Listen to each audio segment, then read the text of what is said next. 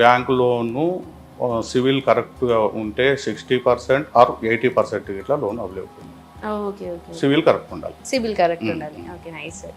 Sir వెంచర్లో ఉన్న road అంటే ఎంత వెడల్పు ఉంది సార్?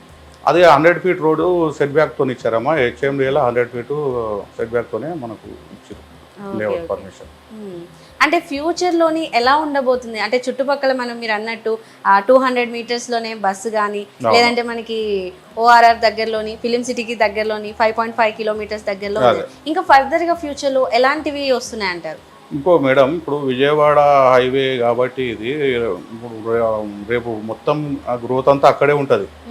ఏంటంటే కొద్దిగా మార్కెట్ కొద్దిగా స్లోగా, రియల్ ఎస్టేట్ అనేది స్లోగా ఉంది కాబట్టి ఆ రేట్లలో అట్లా దొరుకుతున్నది తప్ప ఇప్పుడు ఎట్లా అంటే ఎవరైనా మనం ఇప్పుడు తక్కువ దొరుకుతున్నప్పుడు తీసి పెట్టుకుంటేనే బాగుంటుంది. మనకు పెరుగుతుంది అన్నప్పుడు ఏం చేస్తారంటే అప్పుడు గజంకు 1000 రూపాయలు ఎక్కువైనా 2000 ఎక్కువైనా అప్పుడు వచ్చి కొనేటట్టుగా ఉంటారు.